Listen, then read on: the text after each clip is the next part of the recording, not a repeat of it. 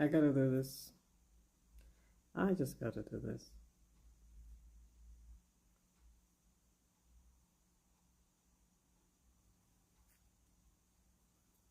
Gotta do this real quick. Testing, testing.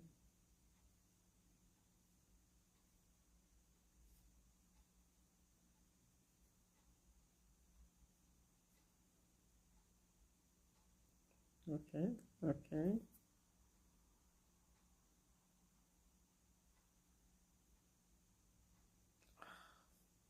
Okay. All right, I'm back. And bit of the sniffles because it's cold in Bahrain. Can you see? It's we've had relatively warm winters for the past four or so years. So this is new territory for many of us. Like we're all bundled up. For someone who's probably in someone in like Europe, they'll be laughing at us like, what is wrong with you people? This is warm. So it's relative. Relative. I'm trying to see what the temperature is right now because it feels I have to go buy a space heater because the homes do not have heaters. They only have ACs, so you have to, at least where we live, you have to get space heaters. So we've had heaters in some of the rooms, but some of the rooms did not have a heater. So I had to go buy a space heater. Just something small because I have a feeling that before we know it, the winter will be over. We have very, very short winters, but when it hits us, it can be quite cold. However, everything with gratitude. So I'm grateful that I'm not in a colder place. I'm in a relatively decent place that at least I can handle the cold. I'm not, no, I won't say I'm not able to handle the cold because I used to live in New York, but that was a long time ago and I'm no longer used to the cold. Of course, if I had to, I will get used to it. So going back to gratitude, there is always something you can be grateful for, even when you find yourself in a situation where it's not preferred.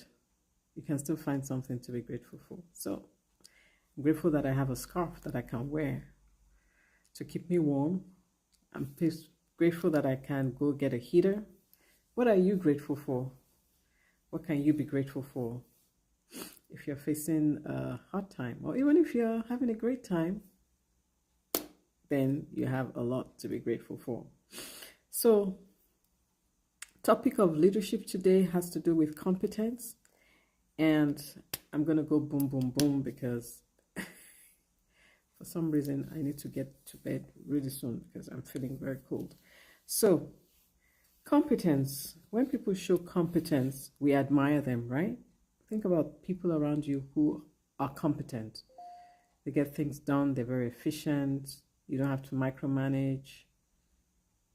So, if you want to be seen as competent yourself, here are some tips of what you can do to be viewed as competent, or to be competent, not just viewed, but to be competent. So the first is you got to show up every day.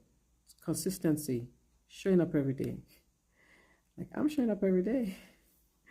So show up every day, getting your things done, getting your duties done, getting your tasks done. And no matter how you feel about it, because I have to admit today, I could really be in bed right now sleeping. But I said I'm going to show up. I'm going to show up. So show up regardless of how you feel. Like it's your responsibility to show up every day if you want to be viewed as competent. And it doesn't end there. So showing up is one. The next thing is you got to keep improving. And I forgot to go live on this one. I have two devices and I forgot to go live on the second one. But here we are. So I'll just repeat what I just said about being competent. Show up every day. You got to show up every day if you want to be seen as competent. And just to be competent. Just show up every day. Number 2, keep improving. It doesn't end there. Keep improving yourself. Keep learning.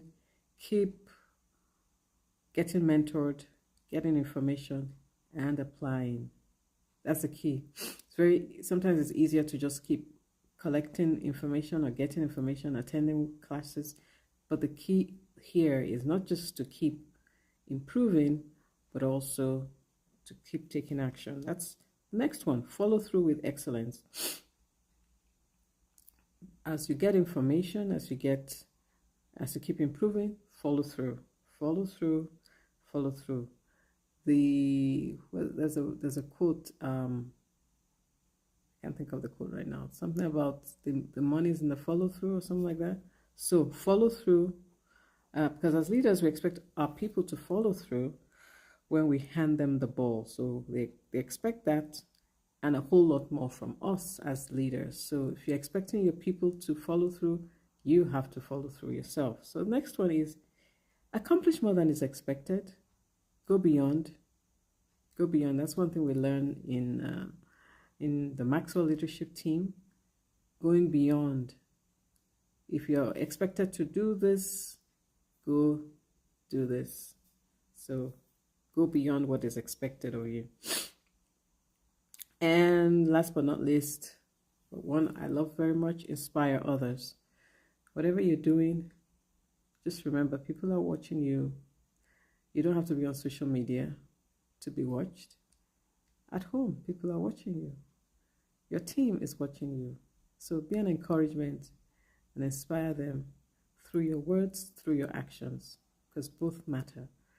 And be an example to others, because you are mentoring someone, whether you know it or not. You may think, oh no, I'm not directly mentoring anybody, but yes, you are indirectly mentoring somebody because somebody is watching. But especially as a leader, definitely you are mentoring others because they're looking up to you as the leader. So be an inspiration. Do more than is expected. Do more than you expect others to do, and you'll be at the top of your game, of your ladder, of whatever it is you're working on. And with that, my friends, I bid you a good night.